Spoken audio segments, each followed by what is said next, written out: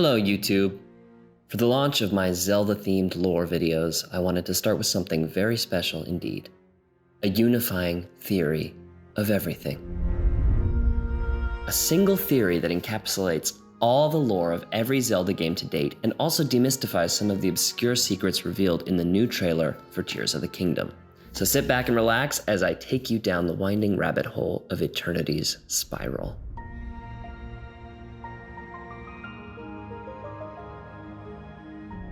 We'll move chronologically through the timelines, and I'll build my theory from evidence we gain looking at each game in the series, beginning with the controversial Skyward Sword.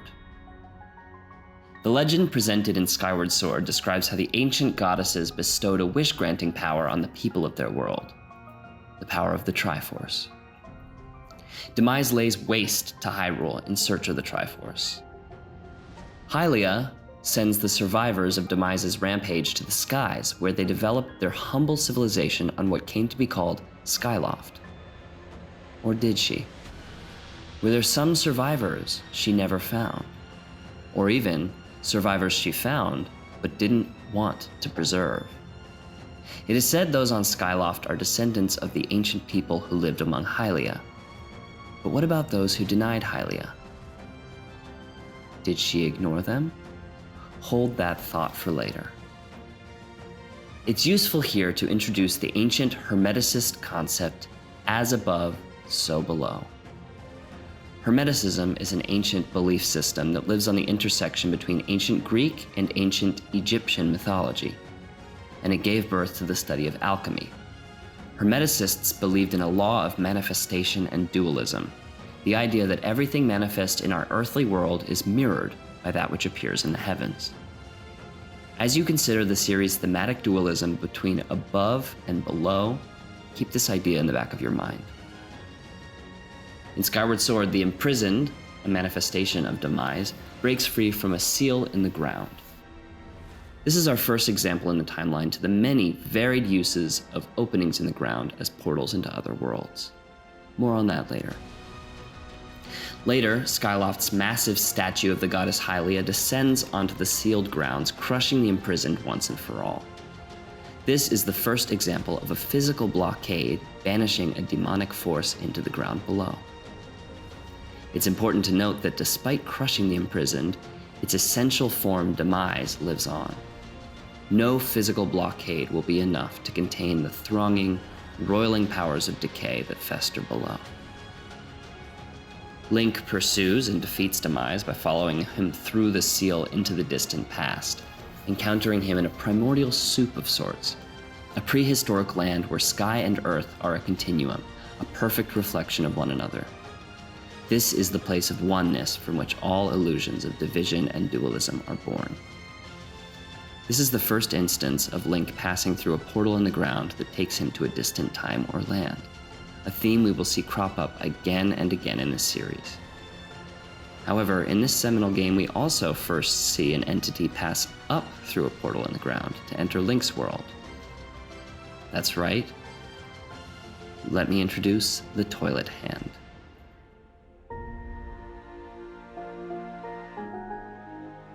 The Toilet Hand emerges from the sole toilet bowl on Skyloft, begging for some paper. This raises certain lore questions, not least of which revolve around the plumbing and waste disposal systems of Skyloft. One can only assume that, like any airborne mass, Skyloft has to dispose of its waste by releasing it into the skies below. See, for reference, the way Beetle ejects Link out of his flying Megamart out of spite if Link doesn't purchase anything. This is something to hold in the back of your mind. That waste, when disposed of, doesn't just disappear, it continues. Now, let's discuss the nature of this toilet hand. Fi states that in all likelihood the hand belongs to the ghost of a young girl named Feeny, and that she probably harbors some unfulfilled desire that she was never able to achieve in her carnal life. Link's decisions in a side quest involving the conspicuous side character Colin has the potential to kindle a romance between the young boy and the disembodied toilet hand. Is it possible that Feeny, whose name originates from the word phoenix, was one of the unlucky few who Hylia passed over when selecting her future denizens of Skyloft? Like a phoenix from the ashes, Fini is reaching from the past, having been abandoned by her own goddess, desperately grasping for some sort of reunification with the peoples she was so unceremoniously ripped from. Colin's name, too, is bird-like, reminiscent of the caw of a bird, and so this union could be seen as the fated union between the earth and the skies, a union that this world originated from and that all of time inevitably spirals towards. The toilet hand has its origins in two separate Japanese myths, the myth of Hanako-san and the myth of the kappa. For now, we'll focus on Hanako-san, a Japanese urban legend about the spirit of a young girl named Hanako who haunts school toilets. Some legends describe the ghost as a World War II era girl who was killed playing hide and seek when a sudden air raid struck, a legend that has its echoes in the theory that she was forgotten by her goddess and left behind on the planet below. Despite defeating Demise, Link learns that Demise's hatred will be reborn, and there are descendants, those of the goddess's spirit, the hero's spirit, and the demon king's spirit, will be locked in a cycle, doomed to repeat these tragic events until the end of time. This will become essential when we move on to the Tears of the Kingdom analysis, so hold that thought.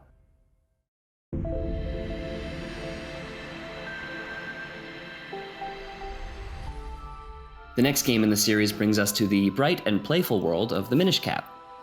One of the main mechanics in this game involves the use of Minish portals to shrink to minuscule sizes to interact with the Minish race. These portals take the form of conspicuous holes cut in stumps.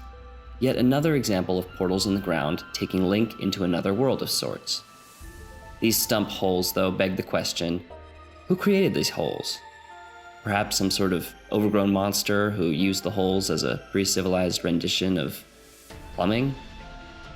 Important to note is that Link consumes the Jabbernut, which works sort of like the Babelfish from Hitchhiker's Guide to the Galaxy, instantly granting Link the ability to understand and communicate with the Minish. The origins of the Jabbernut are not detailed, but seeds and nuts in Zelda games generally have dubious origins. Another thematic thread to weave into this tapestry of mythology. Following the Minish Cap, Link's world enters an era of chaos. This is when the so-called Interloper War takes place, a war alluded to in Twilight Princess, when powerful sorcerers tried to seize the Triforce and take control of the sacred realm. After invoking the power of the magnificent relic called the Fused Shadow, they were stopped by the three goddesses and banished to the Twilight Realm. These interlopers, or powerful magic yielders as the Japanese translation describes them, have always had mysterious origins.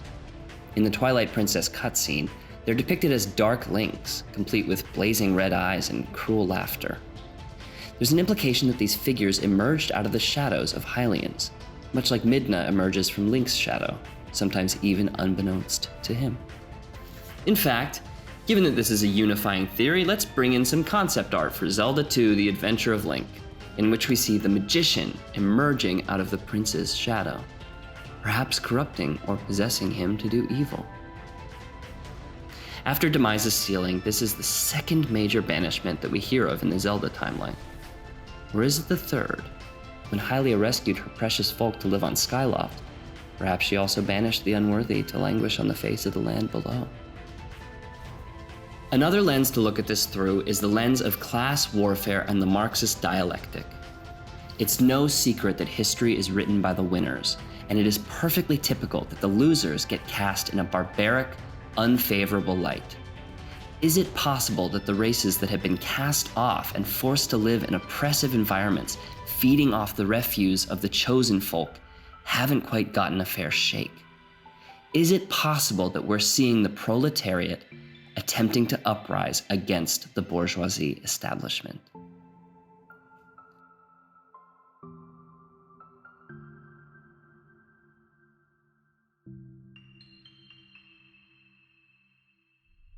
After the war, Rauru builds the Temple of Time and seals himself in the Sacred Realm, protecting the Triforce from evil. Or, perhaps, creating an ivory tower for him and his bourgeois friends to eat caviar and discuss art. Either way, we're starting to develop a picture of the world that includes many parallel, sectioned off, and self-contained universes. That's right, Zelda exists in a multiverse, and it's rife with tears in the fabric of the many dimensions that serve as portals and bleed-through points between these parallel worlds. Which brings us to Four Swords. Now, I haven't played Four Swords, but I did read a plot summary and watch some gameplay, and what I want to point out is how 3 great fairies entrust Link with the power to multiply himself. Legend states that each of the 4 copies represents a complete version of the boy hero. But where do these copies come from? The Legend of Zelda is indeed a multiverse of madness. Moving right along to perhaps the most notorious game ever created, Ocarina of Time. The story begins with the Deku Tree waking Link and assigning him a fairy because he senses great evil in the land. We soon learn that there's an evil affliction deep in the Deku Tree's bowels, and despite vanquishing the beast, the Deku Tree is still fated to die. The entire game involves venturing into the dark recesses of Hyrule to discover and conquer evil forces that have infected the deepest corners of the kingdom. Important to note is this thematic of the deep underground being associated with the source of evil. As Link clears the scourge across the land, he frees the areas of their curses, except for, and this is infamous and quite conspicuous, Zora's domain, which never unfreezes. A mystery which drove many of us up the wall as children, running around in futility, trying in vain to complete this last unconquerable quest. And under the ice is a mysterious opening to a cavern, often speculated to have been the original entrance to the fabled unicorn fountain. Remember this piece of lore, as it will pay off. Another notable journey into the depths of the earth is Link's passage into the bottom of the well, where Bongo Bongo has been trapped for years. This is yet another example of a demonic force being sealed underground, this time by just a few feet of water. When the water dries up, the seal is broken and his spirit is released. Remember this. At the bottom of the well, and later on in the Shadow Temple, Link discovers elaborate torture chambers, hallmarks of the Hyrule family's dark secrets. The implication is that enemies of the state, perhaps the interlopers, met with twisted fates as they were punished brutally for their disobedience, again underlying the commentary on class warfare and throwing into question the sanctity and blamelessness of the Hylians and their royal family.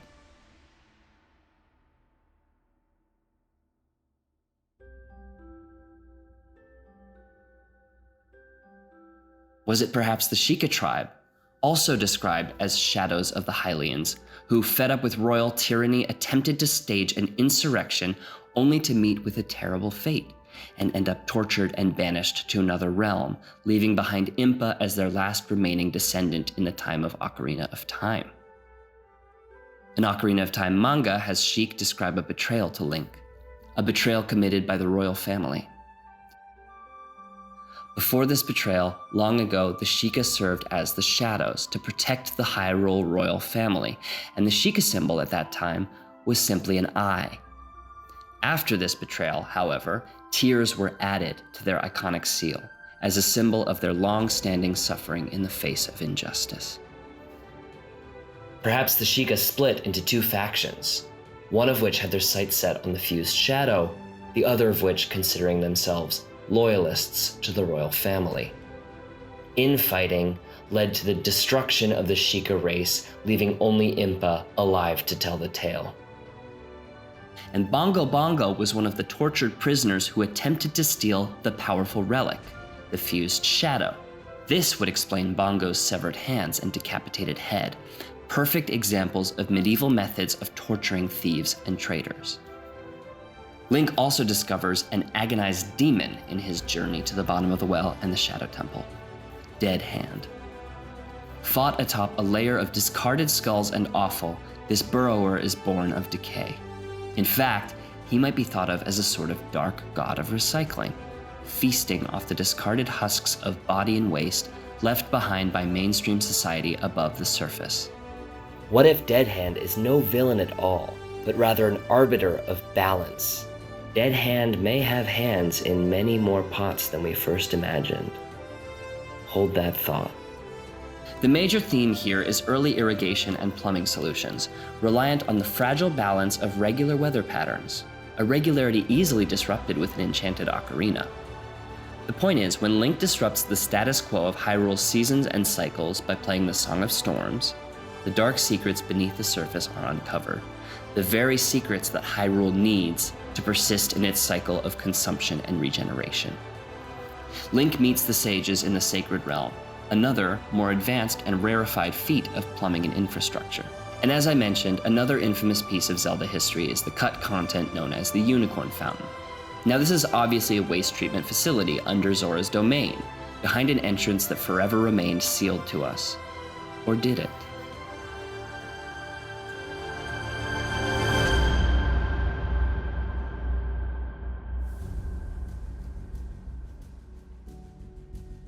The conclusion of Ocarina of Time launches the contentious timeline split in Zelda lore.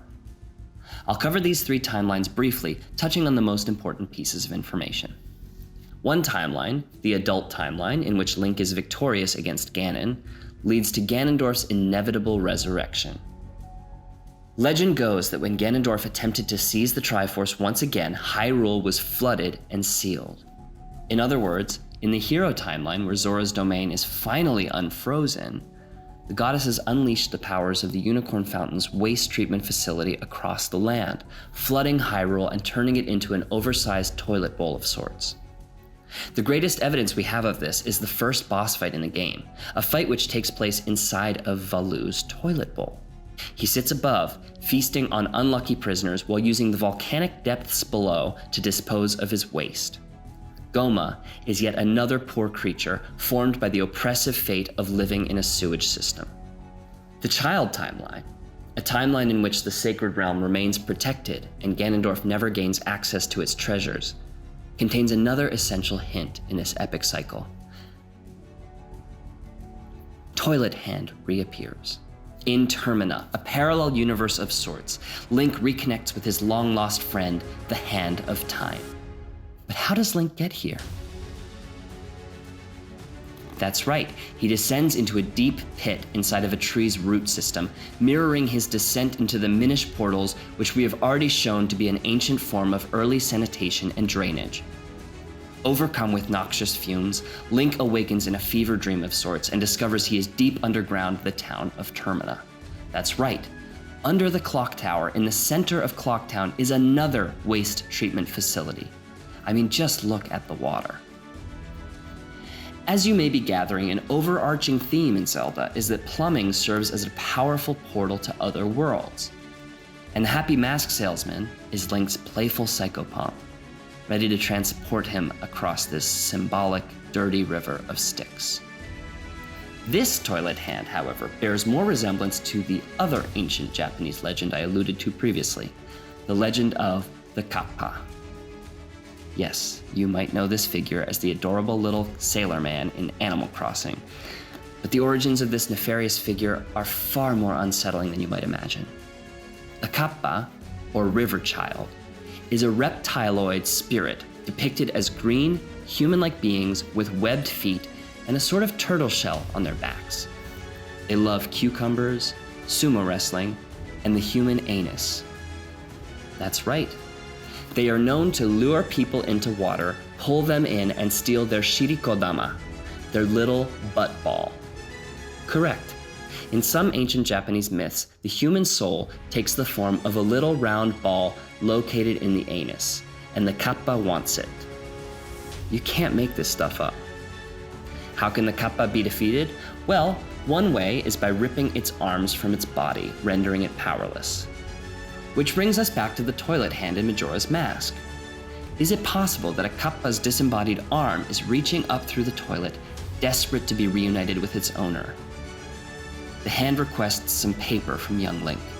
Important to note is that in many Japanese traditions, paper can be used as a powerful talisman to ward off spirits, or even, in the case of shikigama, to capture them. But in Zelda specifically, its staying power can be seen in the paper charms surrounding Twilight Princess's death sword as it lays dormant. Is it possible that this toilet hand hopes that it can enchant a piece of toilet paper, or swamp deed, etc., to attract and capture the body to which it once belonged? Or, more meaningfully, Perhaps the toilet hand has a much bigger fish to fry and needs the paper for a far more pivotal task. Hold this thought for later.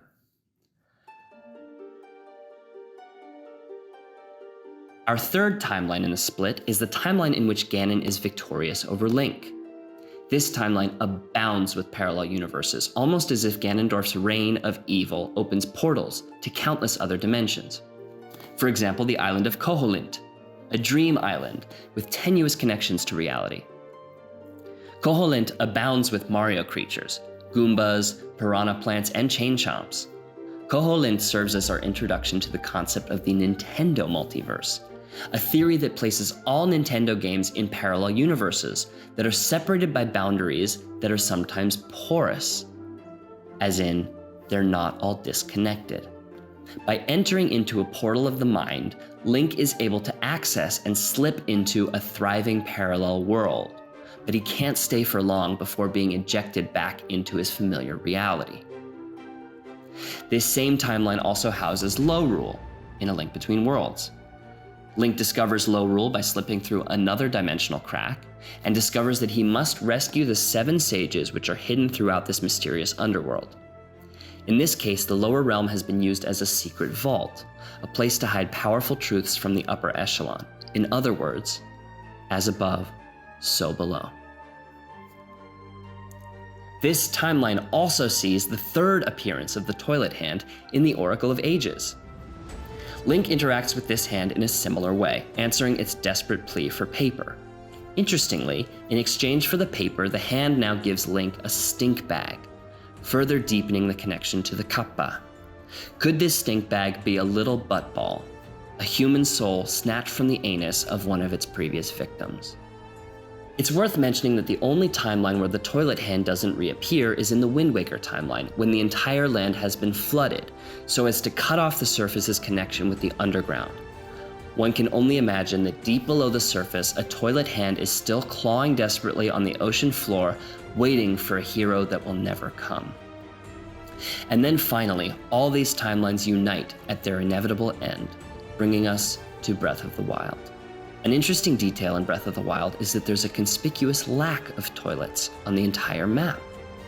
Their distinctly medieval society lacks whatever technology once existed to dispose of their waste. Could it be that malice, the dark purple goo oozing from deep underground, is the earth crying out? Or even punishing the people of Hyrule for their refusal to deal with their own refuse? The land, mutinying for its lack of stewardship, the purple malice an expression of decay and rot. This game begs the thematic question: what can we make of a civilization that has lost touch with its plumbing?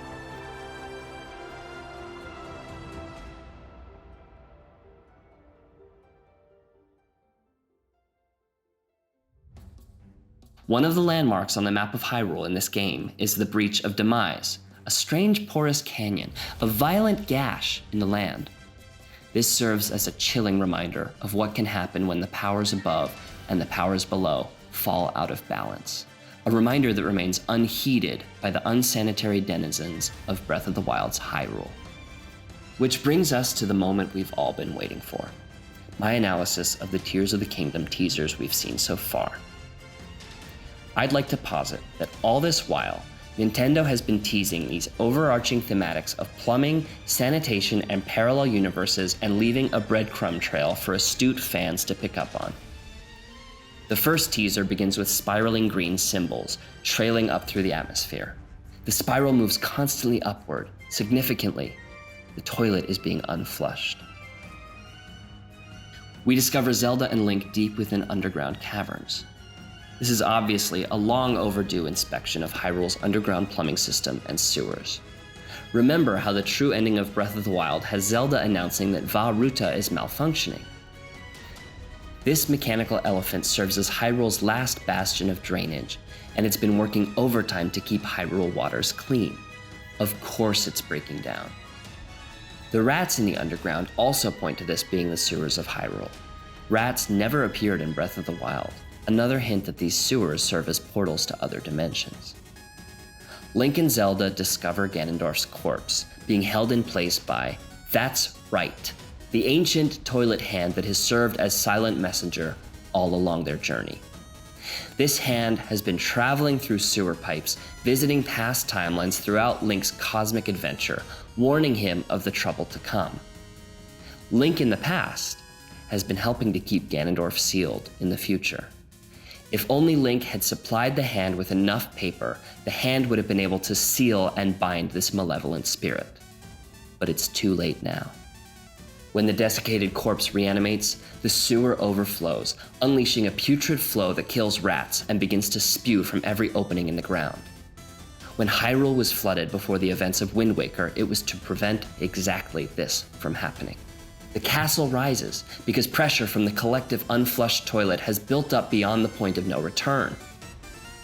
And Zelda falls into the abyss, an abyss which I've already shown opens into the parallel universes. But which world will she fall into? The abyss of Termina? Or the abyss of Lorule? The Twilight Realm? Or perhaps she falls into the abyss of Link's Awakening, an abyss of the mind, replete with Goombas and piranha plants and chain chomps and pipes. Perhaps she finally falls into her predestined fate as the princess of the Mushroom Kingdom. And this game marks the transformation of Link, banisher of evil, into Mario, the most epic plumber of all. In the next trailer, it's revealed that Link will indeed return to the skies. This hints at the fact that the dragons alone hold the secret to the underground plumbing. Remember Valu's toilet in Wind Waker? We meet a golem creature with a broom emblem on his chest. This is obviously a member of the ancient army of janitors that Link must reawaken and befriend on his epic quest to clean up Hyrule. The unblossomed lotus buds we can see in the golem's headpiece and in the gate designs behind recall the ancient cistern of Skyward Sword. And if anyone doubted me until now, and wondered why I was so obsessed with waste management, might I emphasize, a cistern is defined as a water tank, especially used to supply taps and flush toilets. And the cistern too is complete with a world above and a world below. And the world below is where all of the dark secrets are left to fester, ignored by the rarefied airs above. And indeed, the ancient cistern undoubtedly serves as the waste management facility for another dragon in need of a toilet, the water dragon, Pharaon. In this teaser, we also see sky gates reminiscent of torii, gateways marking Shinto shrines. At the core of Shinto beliefs is the idea that all things are inhabited by supernatural entities. If we have been ignoring our society's waste problem, and causing a buildup of unaddressed sewage, that sewage, too, is rife with spirits that have been disavowed and are desperate for a way back to light. We also see Link battling a weird ceiling slug, obviously some kind of parasite in the bowels. Recall Jabu Jabu's belly and the tentacles that Link fought inside of that beast. Perhaps Tears of the Kingdom not only focuses on clearing sewage pipes of obstructions, but also involves entering colons of creatures and clearing the way for a natural passage of matter as nature runs its course. This would obviously return to the traditional dungeon format of previous Zelda games. And finally, we arrive at the newest trailer.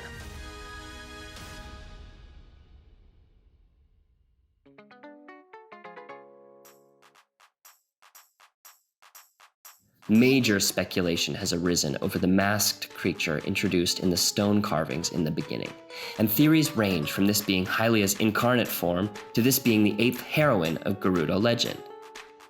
I'm going to propose a different idea, but one that if you've been following so far, might make perfect sense. This is none other than the earthly form of Hermes Trismegistus. Remember the Hermeticists? The believers that the heavens and the earth existed in a mirroring, syncretic harmony? The Hermeticists based their philosophies on an ancient prophet they named Hermes Trismegistus. This was a figure that served as a sort of amalgamation of the Greek messenger god Hermes and the Egyptian god of wisdom, Thoth. Trismegistus can be translated from ancient Greek to mean thrice greatest, the hero of three. If we recall the Triforce, and the fact that Link, Zelda, and Ganondorf each canonically possess a shard of the Triforce, Hermes Trismegistus represents the ultimate unification of the three into one consubstantial body. The war depicted in these stone carvings is a war against the spreading tide of malice. Obviously, each tear Link has to collect is a drop of cleaner fluid that Link must use to scour the land of goop. Link also rides a rock into the sky, yet another way of cleaning up the messy land of Hyrule. Link joins the janitor class, and by channeling the spirit of Mario, ends up playing out the events of Super Mario Sunshine, but this time across a vast open world land. The battle is one of cleanliness. And finally, when Link falls onto a stone hang glider, the thematics hit a fever pitch. Luminous stones have been present throughout these teasers and have previously been explained in Breath of the Wild to contain the souls of the dead, another concept resonant with Shintoism. This hang glider is the same shade as luminous stones are during the day. By animating the fossilized remains of the past generations of the dead, Link is fulfilling his role in the cycle of time, turning death and ossification into reanimation, clearing the underworld of all of its built-up waste. And finally, as the logo swirls, we are reminded of the unceasing circle of time. The toilet bowl flushes and unflushes to infinity.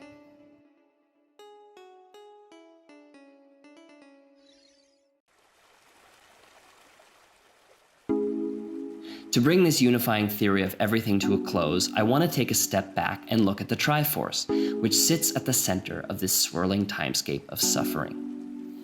Miyamoto once said that the original Triforce in the very first Zelda game was inspired by computer chips. This is supposedly where Link got his name originally, because he served as a link between a medieval past and a sci-fi future.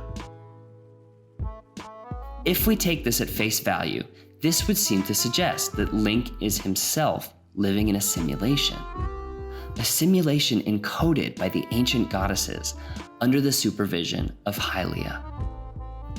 This would explain why ancient technology in Hyrule tends to be so complex and ahead of its time, because the world itself is born of this highly advanced technology. Understanding of that technology has been lost, and so they begin to call it magic, until Breath of the Wild, where it returns to its status as technology. Zelda explains that the gods created the Triforce, yet specifically designed it so that their own kind could never use its power. This would mean that the Triforce serves as a sort of mainframe access, an override key, or a debug menu that lets Link alter the coding of the very universe in which he lives. If this is true, that would make the three goddesses the Zelda devs, and ultimately, that would make Hylia Shigeru Miyamoto.